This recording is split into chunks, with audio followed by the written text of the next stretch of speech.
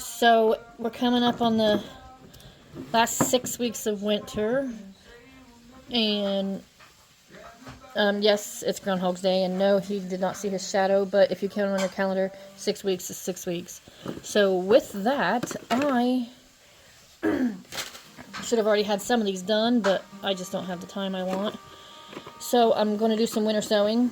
I've got 6 weeks to get it out there. It'll be fine. Plus, it'll be like a greenhouse effect because I'm going to do it in sunflower seeds. But anyhow, this is one of my seed containers. And you can see some flowers in the back. And my friend's got this for me. It's an old pitcher holder. And it is stinking genius. So, and I just label on top, spinach, lettuce, zucchini, cantaloupe, watermelon, my corns, my beans. Everything is labeled. Some things I've had to put in elsewhere. But then you come over here, and I caught a heck of a sale. It's in the season. I paid like 8 cents for seed packets and all this. These here's all heirlooms, which, you got to be prepared. At least I have to keep a good note. I have to keep good notes. I like to know what I have at the end of the season, what I want to have by the next season. It's just how I work. I'm prepared that way. But when I'm winter sowing here, I'm going to have to do crops that can withstand some cold. So like your cabbage and your cauliflower and your broccoli and your onion seeds should already be done. And lavender I've read that should be done in the cold. I've never had much luck with this, so I'm going to try it in the cold this year. But, your corn, you just winter sow that. Not winter sow, direct sow it into the ground. But, yeah, I've got a lot of stuff here where I've done hordes and hordes of things. So, I'm just wanting to see how it works for me. Winter sowing's going to be done in milk jugs. That's how I'm doing it. You can do it in any other kind of container, but I'm doing it in milk jugs.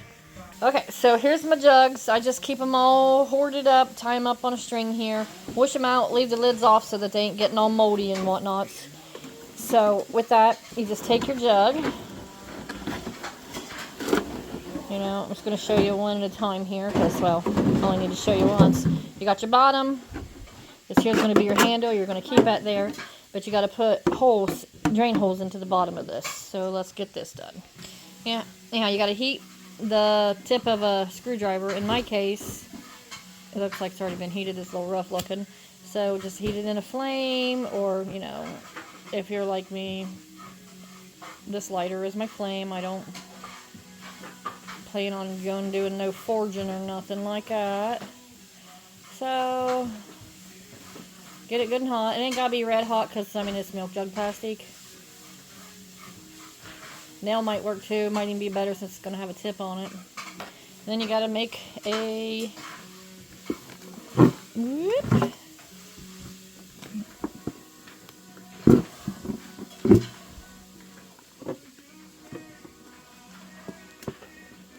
Okay, 2's about the max.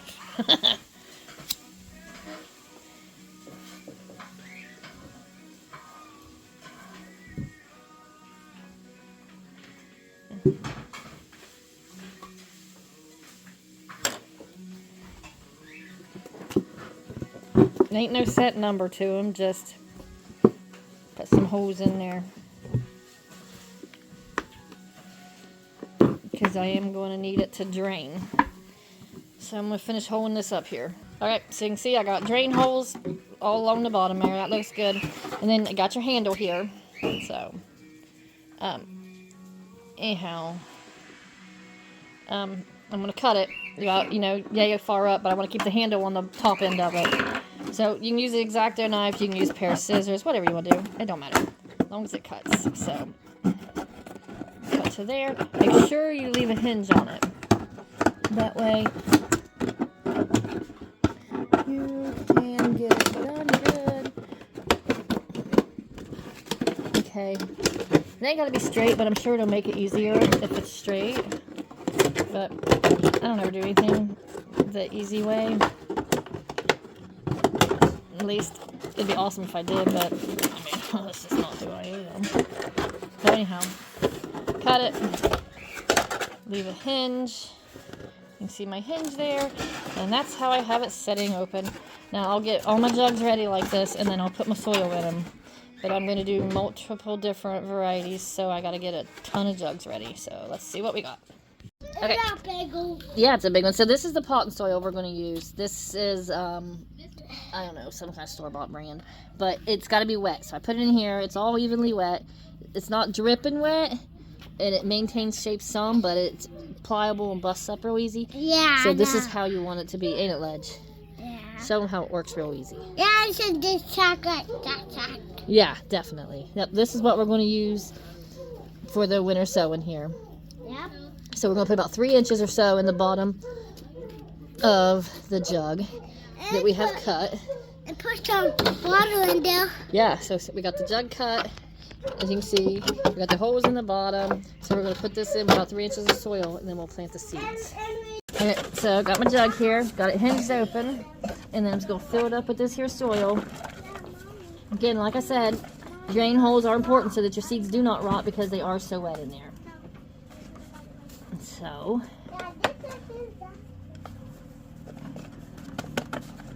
okay, can you see that? It's up to here, and then that's it for that one, and then I'm going to put the seeds in. Okay, so these are my cabbage seeds. This is early golden acre. These are 100% non-GMO, which means they're not genetically modified at all. So this here will go in the soil here. I'll put more than one seed because I will thin them out as time goes. And doing it this way keeps me from having to, you know, harden seeds off if they stay indoors or whatever. So, you know, these are what the cabbage seeds look like. Can you see them? There we go. Yep. And then, so with this, this will just be flattened out here.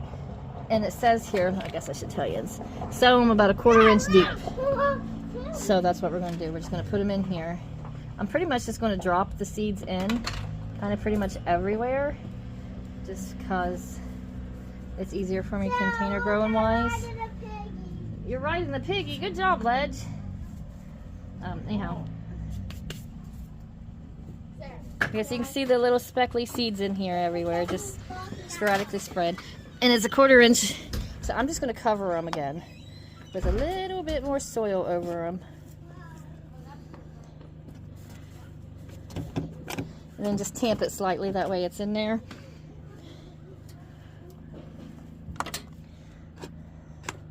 And then I would water it again, but honestly, I'm pretty sure it's wet enough.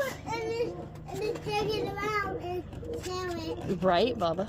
Alright, so everything's covered over there. So next thing I do is label it. I got these plant labels here at the $1.25 tree. They are handy because you can wipe them off or reuse them because I'm cheap like that. But you can also use your butter knife, use a stick, whatever you want to use to label it as. But it's a good idea though to label inside in case it gets washed off of the contents from the outside. So I will put cabbage, early golden acre, and then the date. That way I know.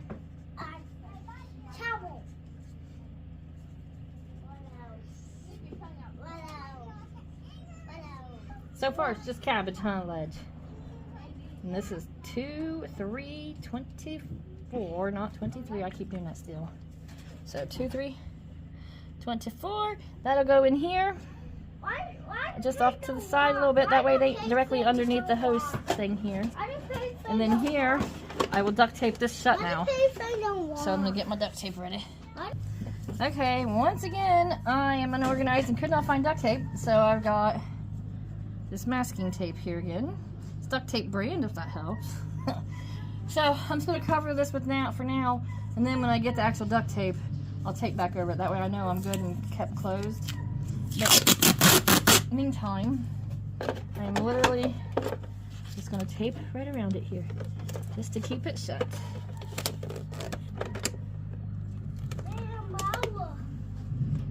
Alright, Uncle Artie's over there by the cows, ain't he?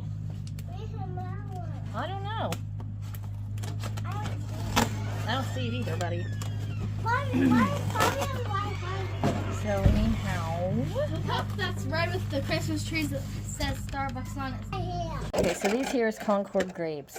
If you looked back, you saw where I done the jelly a while back, and then I saved seeds out of them where I had taken them from a friend's farm. But anyhow, these here, I'm doing them a little bit different just because they're grapes and not like a regular veggie type thing. So I'm just kind of taking them and shoving them down in there a little bit. Just random spacing, and then I'm just kind of covering over on them. I'm not just putting them in there and then tamping down around them. I want them to be in there a little better so that they get good starts to them. But, so these here's the Concord grapes, and I got a couple fruit trees over here I'm going to do the same thing with. And then I got my Concord grape sign, put it in here, and then I'll get it taped up. But the only thing I got left to do, because here I've got some broccoli, I would get it covered over. And back here I put some okra seeds in. And this here was some cauliflower. So you can see I'm just kind of doing it all the same except for with this and then the fruit trees. But I'm going to stratify some of them a different way and see which way actually works better. But that'll be a whole different video. But for now, I'm going to get these all labeled and taped up and get them moved to their proper destination. Okay, as you can see I got this in here duct taped up. But I put broccoli here. And then I put it right here on the front with tape underneath of it, just in case. And then I put it again over here. That way I don't worry about getting it washed off so much. And then I do have the sign down inside there. Can you see in there anywhere? Probably not. Anyhow, it's been labeled 4 times. So hopefully that's some sort of fail-safe with me to do this.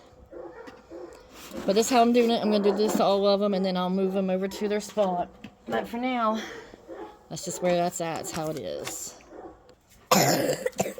Okay, so you can see I'm lining them up here along the pool outside. That way it helps block the wind. They don't blow all over the heel. And then also, you know, they're protected from that, but they'll still get rained on.